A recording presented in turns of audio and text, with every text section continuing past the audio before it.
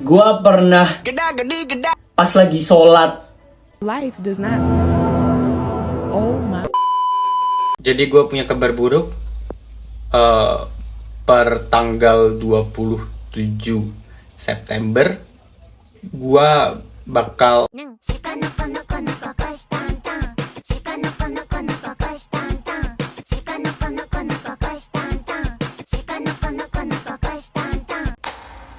Halo semuanya, welcome back to Reading Your Confessions with Anur.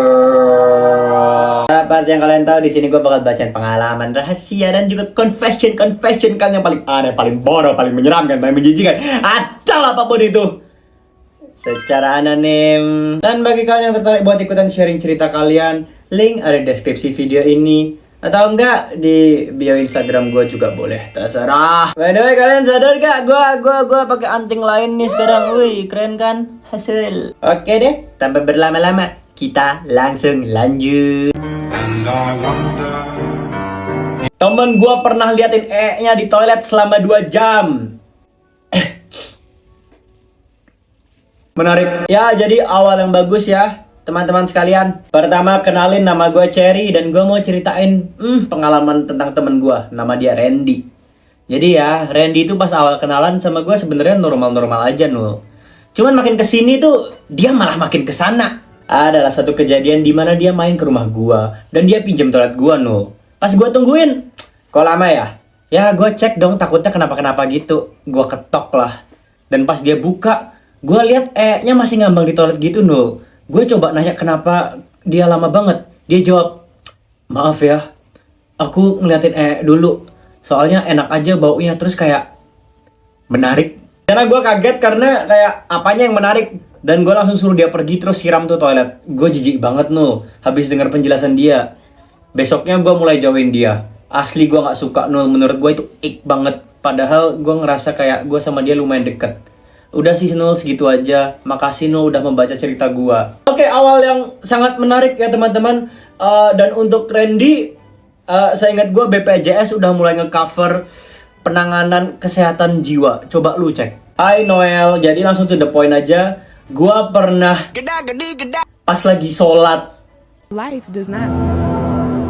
Oh my god. Jadi awalnya tuh gue lagi sholat maghrib gitu, Nul, di kamar sendirian. Nah, pas sujud itu pikiran gue malah kemana-mana. Dan gue berujung malah gue gak sadar. Gue udah sujud itu ada setengah jaman. Sampai adik gue buka pintu baru gue kaget dan bilang gue ketiduran pas lagi sujud. Buat viewers muslim gue, bantu kasih tahu dong, hukuman secara agama buat orang kayak gini tuh kira-kira gimana ya? Dia kira-kira bakal bisa ke surga gak?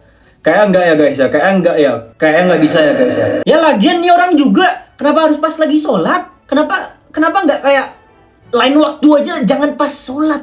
Kayak dari sekian banyak waktu, dari sekian banyak aktivitas yang bisa lu lakuin pas lu lagi pengen. Tapi kayak harus secara spesifik satu aktivitas yang sangat sakral, yang seharusnya nggak boleh dilakuin dan sangat penting bagi agama lu malah ngelakuin. Sama kayak Randy sih, cuman ketimbang lu ke rumah sakit jiwa atau ke psikolog atau ke psikiater, lu ke ustadz dulu. Jadi posisinya gue masih kelas 4 atau 5 SD, Nul. Ortu gue ini mereka cerai dan mama gue diusir sama papa gue dari rumah. Jadi mama gue tinggal di kontrakan bareng gue. Nah, mama gue ini punya pacar, Nul, dan gue tuh deket banget sama pacar mama gue ini. Pacar mama gue sering datang ke kontrakan untuk sekedar main atau ngajak gue jalan-jalan. Singkat cerita, pacar mama gue ini tiba-tiba nginep di kontrakan, Nul. Jujur, gue sebagai bocil polos yang kayak ya udah nggak apa-apa karena cuma tidur doang semalam. Ternyata, Nul, pas gue udah tertidur lelap, gue ngerasa kayak gerah dan panas gitu kan. Intinya nggak nyaman gitu deh tidurnya. Jadi gue otomatis kebangun, Nul. Ternyata ini kamar gelap banget. Nah, karena gue nggak bisa tidur kalau gelap. Nah, jadi gue balik badan kayak nyari mama gue. Dan di sana gue langsung peluk ke mama gue dong. Tapi ternyata pacar mama gue posisinya lagi di atas mama gue. Dan ya mereka lagi. Di sana mama gue langsung refleks kayak, Dek, kenapa bangun? Tidur lagi yuk. Sambil ngebalikin badan gue. ke arah kiri. Ya tapi jujur walaupun gelap, gue masih bisa ngelihat dengan jelas kalau mereka tuh lagi ngapain no. Dan sayangnya pada saat itu gue udah tahu tentang Jadi pas badan gue udah balik, ya gue langsung nangis kejer no, tapi nggak bersuara. Sedangkan suara mereka gue bisa denger dengan jelas. Thank you no udah mau dengerin cerita gue. Have a nice day. Guys, kita harus mengheningkan cipta buat teman kita satu ini guys. Let's go.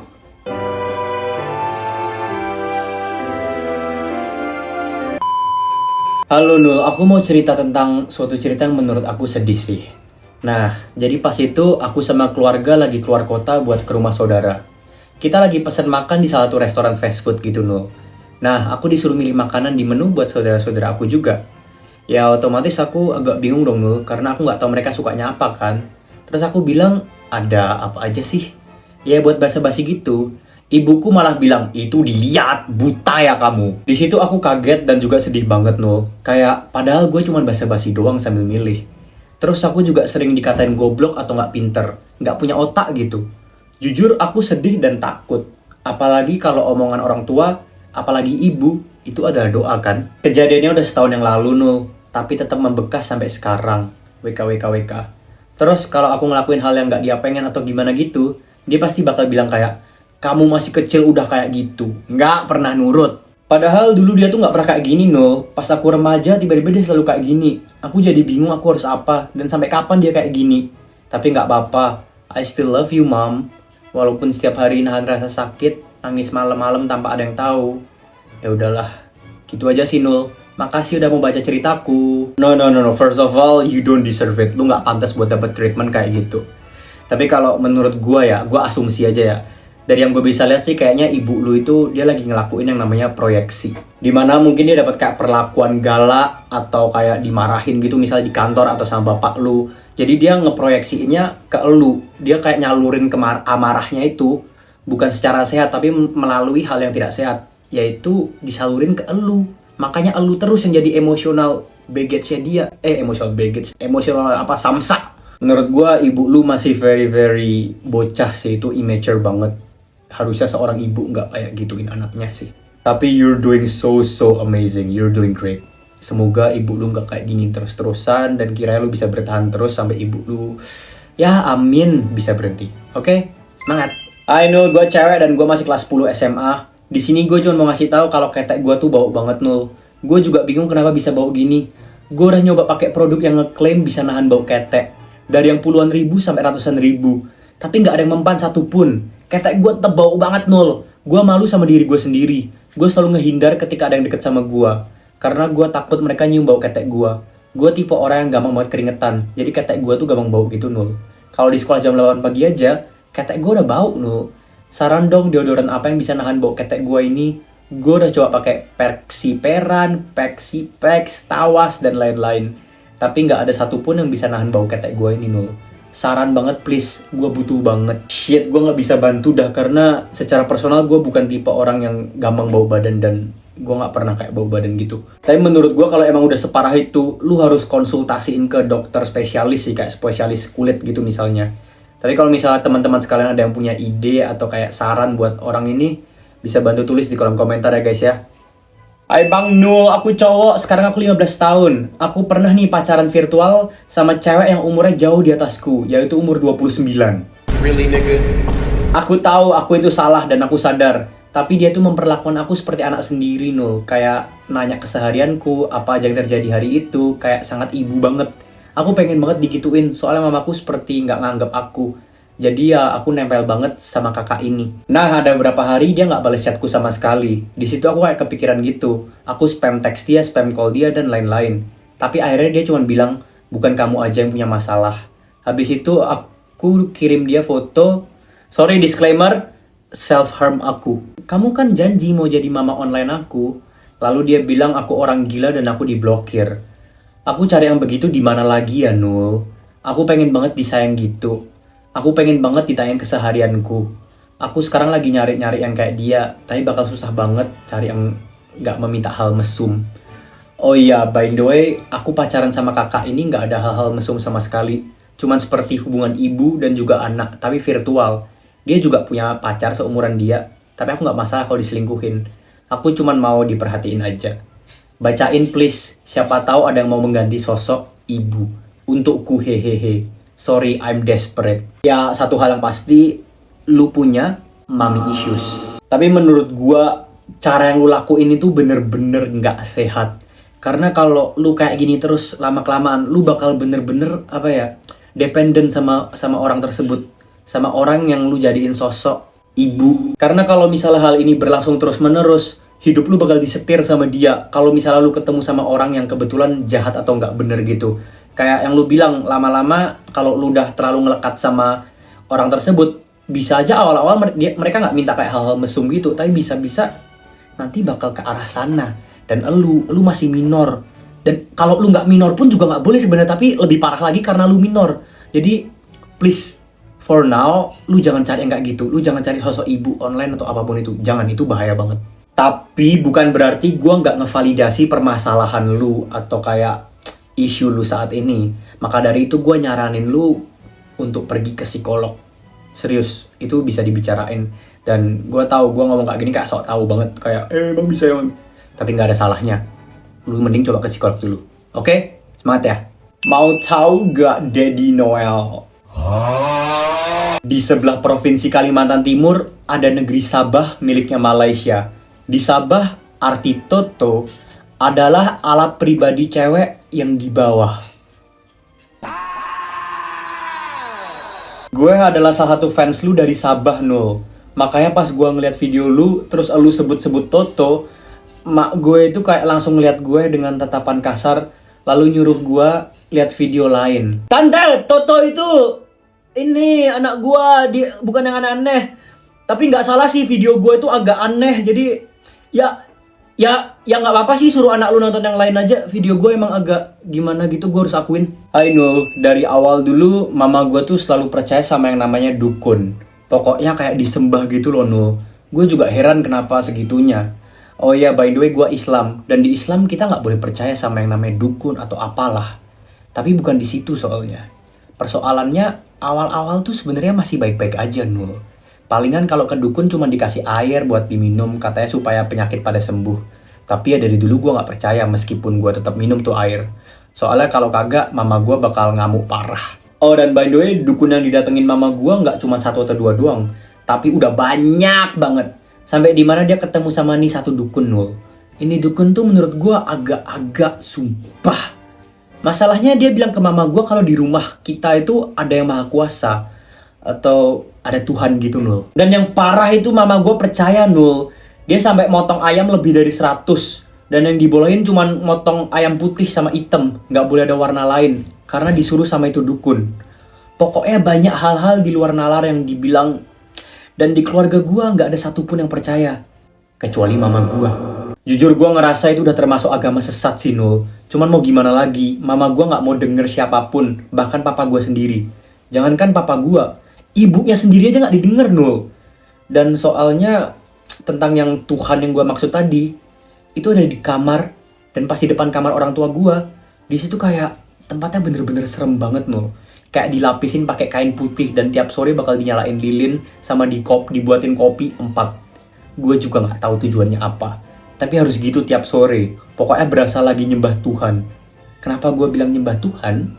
Karena setiap mama gue keluar dari kamar tersebut, dia pakai mukenah. Dan parahnya lagi, sebenarnya mama gue nggak dibolehin buat ngerjain apapun.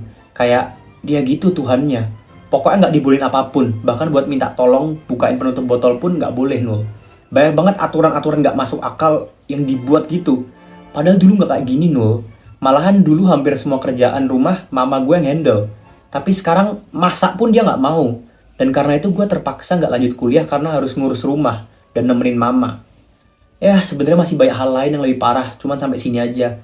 Intinya ya mama gue itu jadi kayak Tuhan gitu, Nul. Ya maaf ya kepanjangan. Makasih yang udah denger.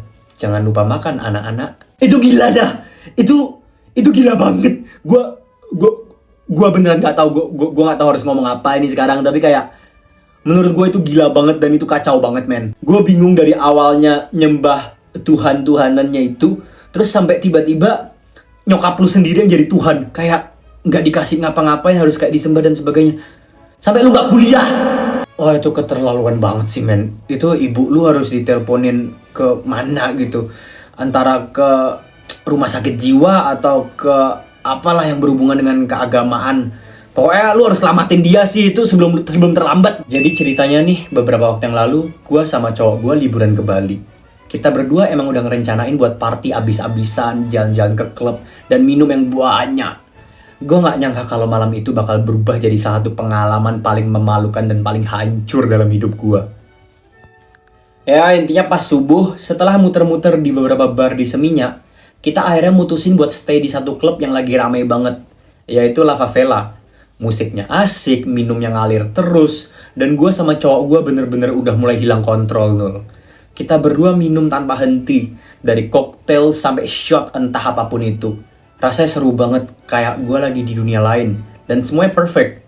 Tapi ya namanya bener-bener mabok, jadi nggak sadar udah kelewat batas. Habis dari klub kita balik ke hotel dalam kondisi sempoyongan. Begitu nyampe kamar ya, well tanpa banyak basa-basi, kita langsung mabok plus gairah gue yang bener-bener menggebu-gebu nul. Bikin semuanya jadi bener-bener intens, lebih dari biasanya. Awalnya berjalan mulus-mulus aja nul. Meski kepala gue udah mulai pusing banget, tapi gue tetap ngerasa kayak bisa kontrol diri gue gitu loh nul. Atau setidaknya gue mikir gitu dulu. Lama-kelamaan pusingnya makin parah nul. Perut gue mulai kerasa gak enak dan kayak muter banget. Kayak ada yang bergejolak di dalamnya. Tapi gue masih paksa lanjut karena ya siapa sih yang mau ganggu momen kayak gini. Gue pikir gue bisa tahan sampai semuanya selesai. Namun kenyataan berkata lain. Di tengah-tengah gue lagi nyepok cowok gue, tiba-tiba perut gue gak kuat lagi dan gue muntah banyak banget. Out of pocket for that shit. Dan parahnya lagi, gue muntah ke itunya nul. Gue bener-bener muntah banyak banget pas gue lagi Ya nul, lu kagak salah baca. Tepat di situ, gue langsung panik dan bingung. Nggak tahu harus ngapain. Cowok gue kaget setengah mati, matanya melotot. Dan momen itu berubah dari kayak seksi jadi bencana alam dalam hitungan detik doang. Kita berdua cuma bisa bengong. Dia jelas-jelas kaget banget, tapi gue lebih malu setengah mati. Gue buru-buru minta maaf sambil ngeberesin kekacauan itu nul. Tapi ya ampun, rasanya gue pengen ngubur diri hidup-hidup. Semua romantic vibes yang kita bangun di Bali seketika hilang dan hancur. Diganti sama bau alkohol dan juga muntahan gua. Dan by the way ini cowok gua yang suruh submit cerita ke elu karena dia suka nonton YouTube lu. Hahaha. Thanks no. Gila dah itu jorok banget. Gua no comment tapi itu jorok banget. Kenapa bisa lu muntah ke itunya dah? Kenapa lu gak ke yang lain aja?